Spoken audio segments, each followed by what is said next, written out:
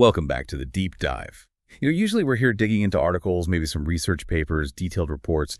But today, well, we're doing a deep dive that's quite different. Our source material, it's not in a language we can actually read. It's this incredibly complex, highly symbolic, almost encrypted document. It really is a puzzle.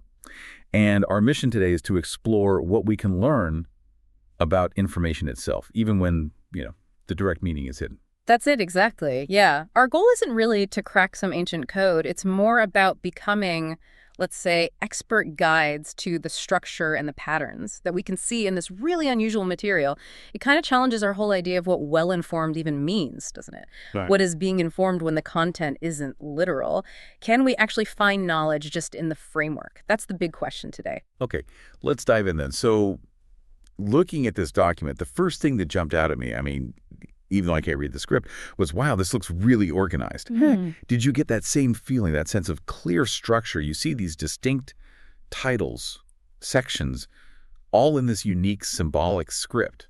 It's definitely not just a random mess of symbols, right? Absolutely. That's the very first thing that hits you. Even without understanding a single character, you can tell the document has this very deliberate structure, much like a well-organized research paper, actually, or maybe a technical report. And that immediately tells us something important about the intent behind it all. There's a logic there, a purpose to the layout, even if the message itself is, well, hidden. Take that first major section title, hashtag Nishishi, Nisi, and then the symbolic text right under it, like, it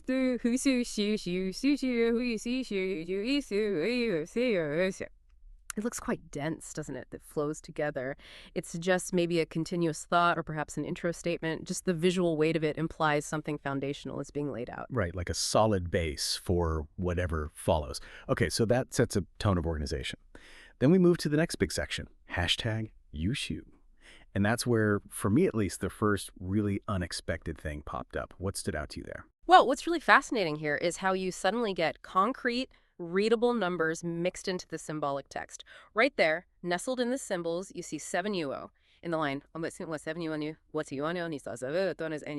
that immediately suggests something quantitative, maybe a reference to specific amounts or even a measurement. It's like this little tangible piece of data in this sea of abstract symbols. Wow, yeah, that changes things, doesn't it? A clear number like that, surrounded by symbols. It makes you instantly think, okay, is this tracking something? Quantities, some kind of metric. It definitely pushes it beyond just, pure symbolism into something maybe more measurable. Exactly. It hints at some kind of practical element or maybe a data-driven aspect that cuts through the language barrier. It suggests precision matters here.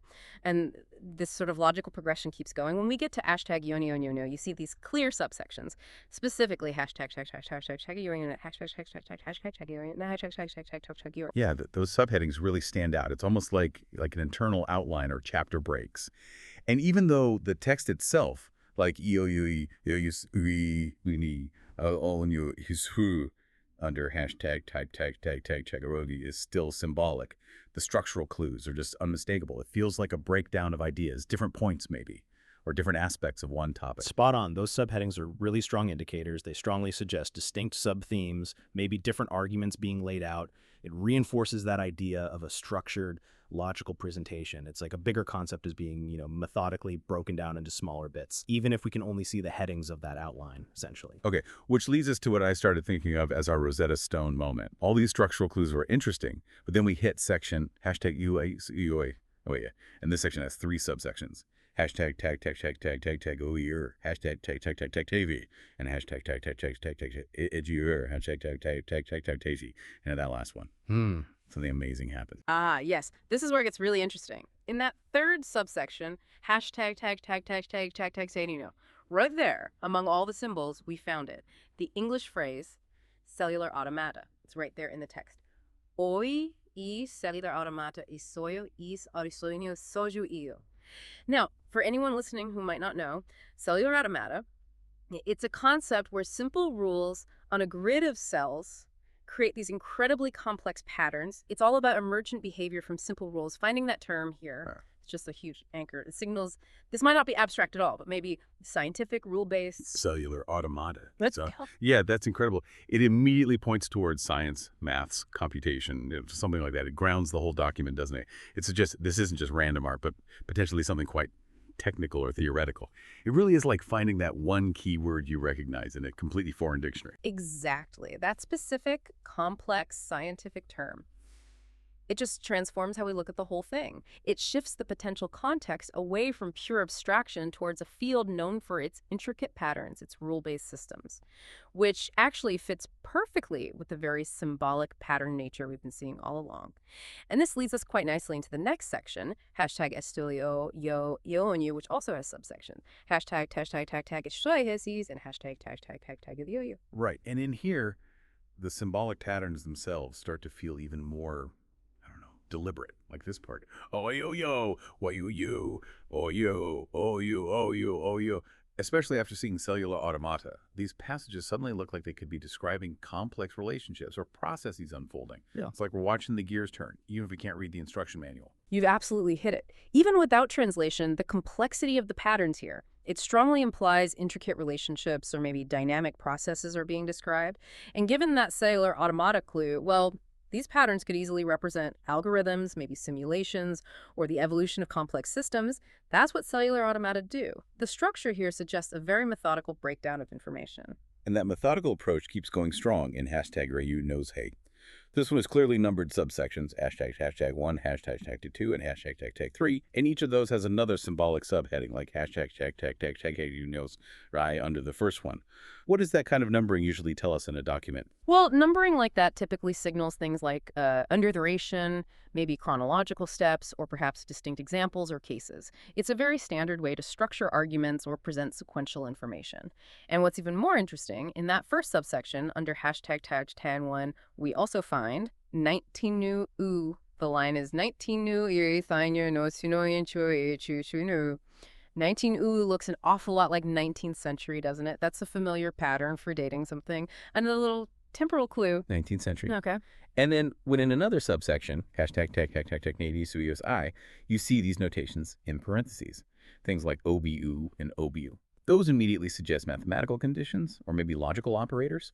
They look like variables and symbols you'd see in logic or math, right? So not just numbers, but dates. And now things that look like logic or math operators. Okay, this is really pushing it further into some kind of technical analytical space. Okay. And it feels less like just symbols and more like, like some kind of formal system. It's all part of the same thread, really. It's painting an increasingly clear picture, even if the picture is still made of symbols. And if we connect this to the bigger picture, look at section hashtag Exhum.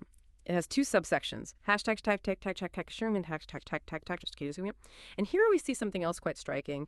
It's the repeated appearance of A1 within the symbolic strings. For instance, 01 I A su yu shio ilich uyu. Seeing those zeros and ones, well, it strongly reinforces that idea of a computational logical context. I mean, those are the fundamental building blocks of digital systems, aren't they? Binary code. Zeros and ones. Wow. It really does feel like we're peeking behind some kind of digital curtain now. Even if we can't translate the language itself, seeing zeros and ones feels very computational. It's like finding snippets of code you can't compile, but you recognize the basic syntax. Okay, then this leads us towards the end with hashtag heyo erisuyola and then hashtag heyo. That last one also has subsections. Hashtag goes hashtag AO. So what's happening here? And here again, in hashtag another specific number pops out, 1.893. See it there. 1.893 uch sairu. The fact that we keep seeing specific numerical values, even with decimal points, alongside these distinct subcategories, even symbolic ones, it really implies a system. Maybe measurement, classification, or some kind of precise definition is going on. It's clearly not just random scribbles. It feels like a structured, quantifiable system that demands accuracy. So we've gone through all this structure, the numbers, the binary, the logic hints, cellular automata, which brings us to the final section of this symbolic journey. Hashtag us onumuch 3 misle. The conclusion, presumably. Stepping back, what's the big takeaway from navigating this unreadable but highly structured document? Well, it's quite a reflection, isn't it? Even though we can't directly read it, the sheer discipline of the document structure is undeniable. The way specific numbers keep reappearing, those logical hints, and of course that one crystal clear English term, cellular automata, all of that provides an incredibly rich context, actually. This whole deep dive really demonstrates that information isn't just about what is said. The the literal content. It's also deeply about how it's said. It's about the underlying architecture, the choices made in presentation. This document, despite being enigmatic, just screams highly organized, logical, and technically sophisticated simply through its form. Yeah, it was a truly unique deep dive, wasn't it? Really focusing on how information can be conveyed and structured, even when the language itself feels completely alien. And the deep dive is always about extracting that knowledge, finding insight. In this case, the insight came from dissecting the nature of the information, not just its literal meaning. It's really a testament to just careful observation. Exactly, and it reinforces a really core lesson, I think. Knowledge is most valuable when we can understand it and apply it. But even when we face something profoundly ambiguous like this document, critical thinking lets us spot patterns and infer potential meaning. There's always more to learn, isn't there? And considering different angles, even on data we can't fully read, it just enriches our understanding. So maybe a final thought for you, the listener. As you go about your day, think about the unreadable documents you encounter. Maybe it's a complex data dashboard, maybe the layout of a confusing website, maybe even, the unspoken cues in a social situation. What hidden structures, what underlying patterns, what potential meanings could you uncover if you applied this approach? If you looked beyond the literal surface, if you really decided to deep dive into the form, not just the content? That's a powerful thought to end on. We really hope this deep dive encourages you to keep exploring and do your own deep dive into those unexpected corners of information you find. We'll catch you next time.